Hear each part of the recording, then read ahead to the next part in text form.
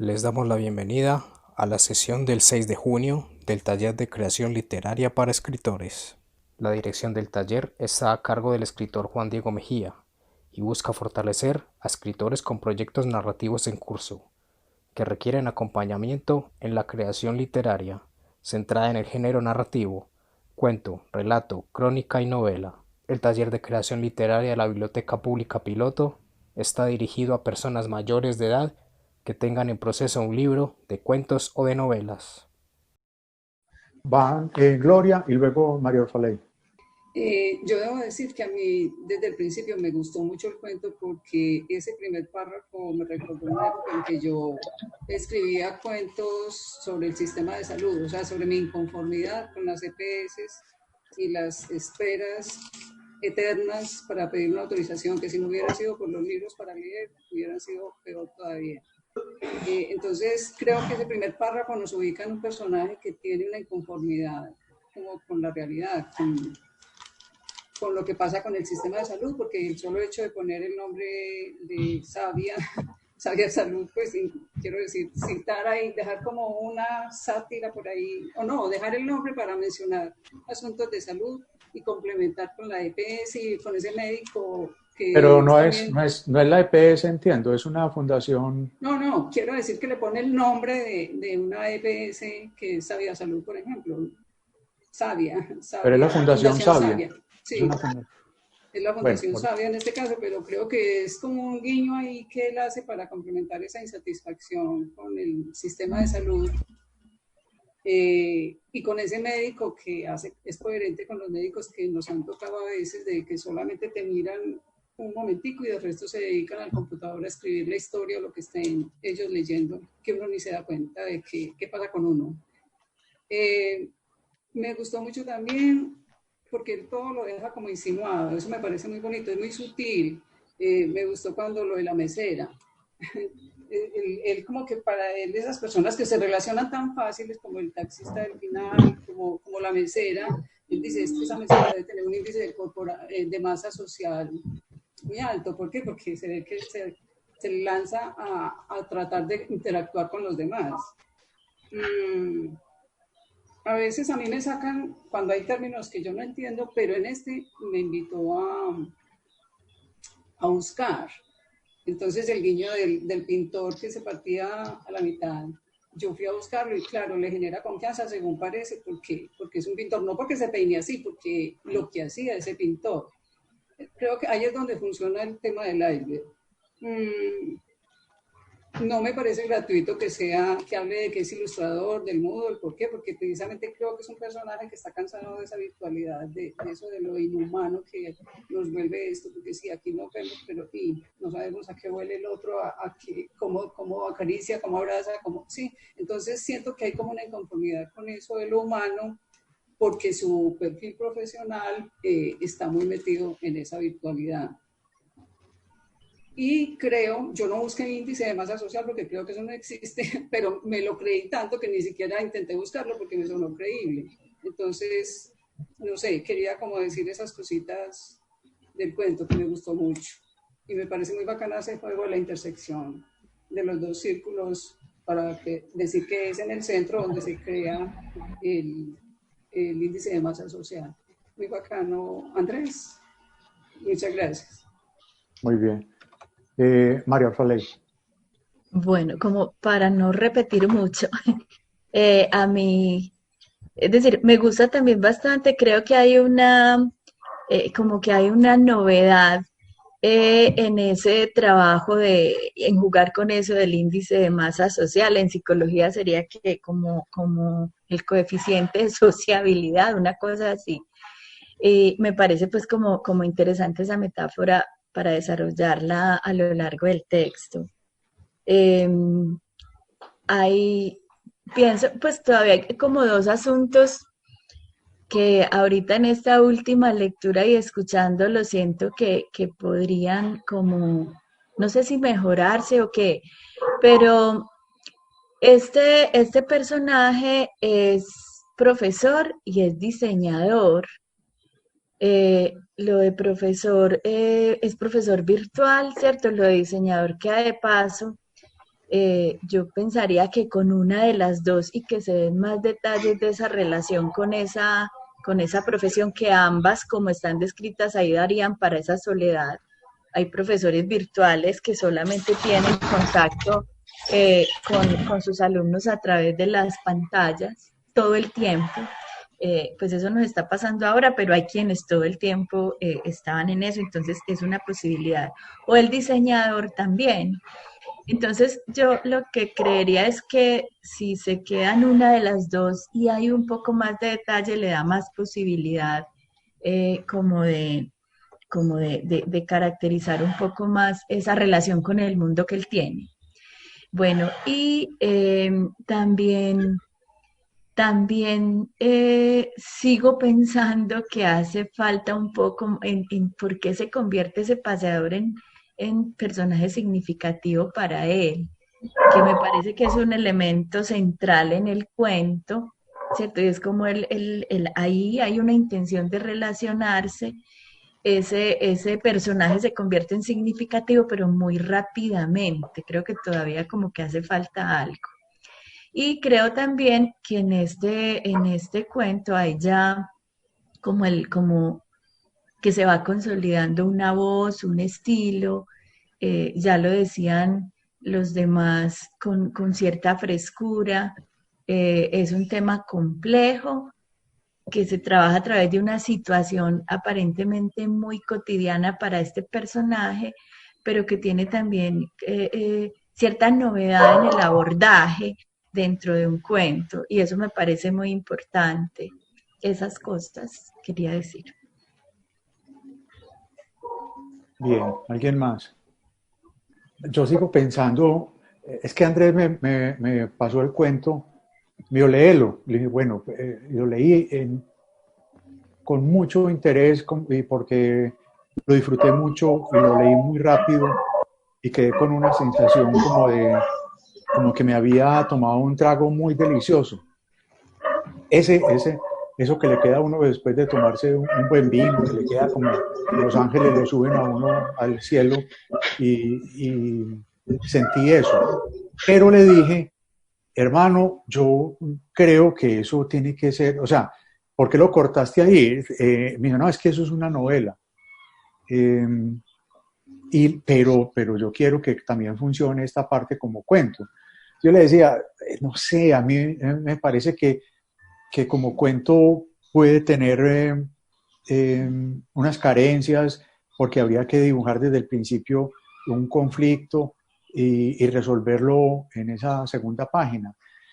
Total, yo lo que veo en la lectura que ustedes hacen es que fue muy bien recibido, también les quedó ese sabor delicioso de un cuento bien escrito, de un texto eh, muy bien trabajado, con mucha precisión, pero con un exceso de señales, como que abrió una ventana aquí, después otra, después otra. Entonces yo digo, eso del Moodle, de la marca de los tenis, las marcas del cajero, todo eso, lo de la mandorla, me parece que empieza a pesar mucho y, y empieza a ser importante, todos esos detalles empiezan a ser importantes. Entonces, si son tan importantes, ¿por qué los puso si no los va a utilizar? Es porque tiene que haber la intención de que va a ser una historia más grande, más totalizante. Y a eso le apunto yo. Me juego, pues por este trabajo, me lo juego, pero con una mayor ambición. No cerrarlo acá, porque pienso que nos deja todavía como con una curiosidad, con una insatisfacción, con un montón de preguntas y se desdibuja la intención. Sí, es un ser solitario y bueno, y algo está pasando en el cerro, pero ¿qué? Entonces yo creo que tanta expectativa, tanto anuncio, que no nos puede decepcionar. Entonces yo lo que creo es que Andrés nos debe la novela todavía o nos debe un cuento mayor. Eh, Tengo mucha curiosidad nos diga cómo lo está viendo, si yo le entendí en ese momento cuando me lo mandó, o cómo lo ve ahora después de esta conversación. Eh, Andrés, dale mientras, si hay otras preguntas más adelante. Bueno, buenos días a todos. Muchas gracias por los comentarios. Voy a intentar responder entonces como algunas inquietudes o comentarios. Yo me inspiré en Chuck McCarthy, que es un paseador en Los Ángeles, en Estados Unidos, paseando personas. La primera escena del cuento me sirve que sea, digamos, en la EPS, porque como el cuento es sobre la soledad crónica y que ya es considerada una epidemia, solo en Estados Unidos 43 millones de personas sufren de esto y en Inglaterra hay un ministerio ya de la soledad. Eso a mí pues, me sonó como muy llamativo, que existiera un ministerio de la soledad. Entonces el sistema de salud todavía está recibiendo con sorpresa ese fenómeno. Entonces, por eso esa primera escena con el médico. Entonces, Chuck McCarthy es simplemente un famoso paseador en Estados Unidos en ese contexto pues, de tantos millones de personas con soledad crónica. Es decir, no es un instructor que le ayuda a alguien a hacer ejercicio, sino que le está haciendo es compañía. Y por eso el diálogo que ellos tienen subiendo el cerro es un diálogo que él llama como small talk. No me servía un diálogo, digamos, existencial, profundo, porque la persona que tiene esta ansiedad social eh, se gradúa en las socializaciones con una sola persona y hablando, digamos, cosas sencillas, ¿cierto? Lo que no le funcionó con la aplicación y las otras personas en el bar. Digamos que el mareo y el vómito son síntomas reales de personas que sufren de esta condición, ¿cierto? Bueno,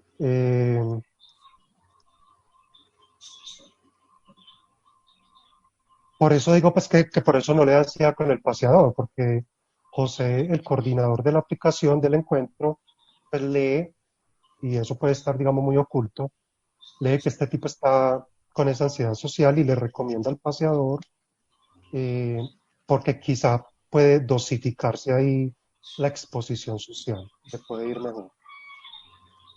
La expresión la infancia de la soledad. Yo quiero conectar esto con lo que decía Piedad de la distopía. Claro, eh, si- digamos que esto se va a ubicar en Colombia y se va a ubicar en Medellín, y para nosotros es muy raro hablar de soledad crónica todavía, porque nosotros somos muy metiches en la vida de los demás y necesitamos mucho pues la cercanía de los otros, pero lo vislumbro como algo que a futuro pueda, digamos,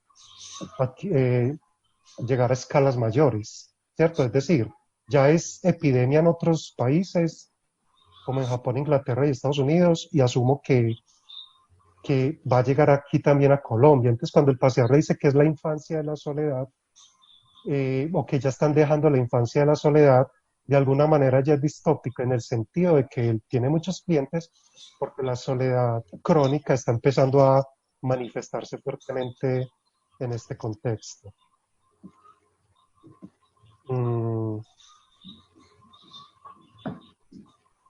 Lo de los Nike, eh, pues yo necesitaba, o sea, este narrador no hace ejercicio físico y lo que dice Mateo es cierto, se puede solucionar simplemente diciendo que tiene unos zapatos desgastados o que son incómodos o de suela dura.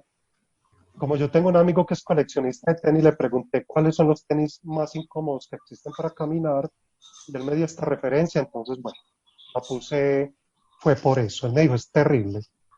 Eh, lo de Blamank, pues claro, la referencia a Blamank es porque el narrador es ilustrador, desconoce pintores.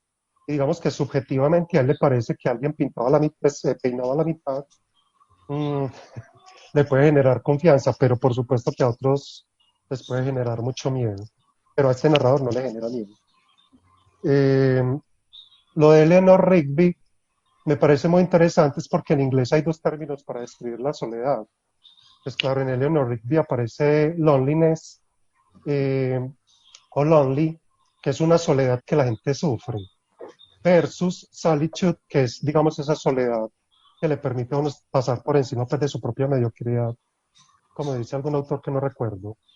Es simplemente una alusión pues al tema de la loneliness, ¿cierto? No de la solitude. Eh, porque realmente el cuento tiene una extensión de 2 páginas porque lo quiero mandar a un concurso y son 2 páginas, entonces no me puedo salir de ahí, ¿cierto?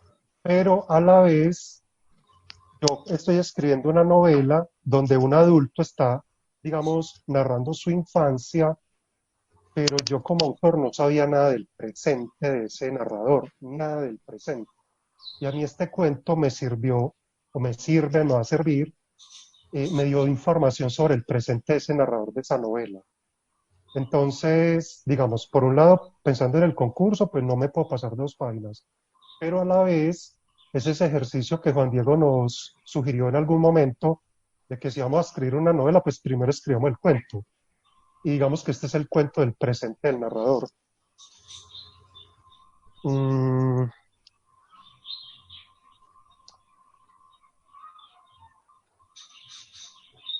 hay algo que yo no sabía que sabía, y eso me lo esclareció Orfaley en calidad de psicóloga.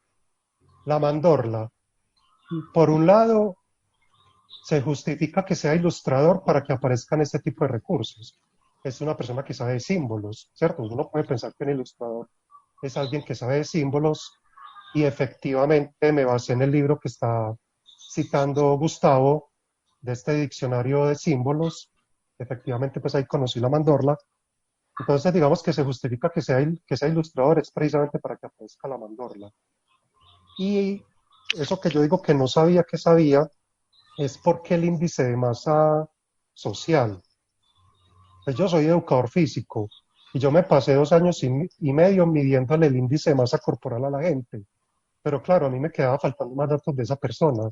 Entonces, por eso aparece este juego con el índice de masa social, eh, que es un recurso que tiene una persona que está enferma y es intelectualizar su enfermedad de alguna manera, con una fórmula, ¿cierto? Pero yo eso no lo hice a conciencia. Por ley me dice, ve, tu cuento es como muy intelectual. Y yo decía, pero yo no entiendo cómo es muy intelectual, si yo lo siento súper sensible, ¿cierto? Entonces ella me decía, no, intelectual en el sentido de que una persona que está enferma a veces evade su condición intelectualizándola. Entonces, por eso digo que yo no sabía que sabía, eso no lo puse con esa intención. Eh, sí, muchos detalles sin desarrollarlos, claro, seguramente genera un desequilibrio en tan poco espacio y bueno, siento que es un asunto de limpiar y voy a dejar ahí entonces. Muchas gracias. Buena salida, pues es una buena alternativa, limpiar para que funcione como cuento, para que no queden tantos cabos sueltos. Para la novela sí te puede funcionar muy bien, muy bien. Pues yo me alegro mucho ver este trabajo.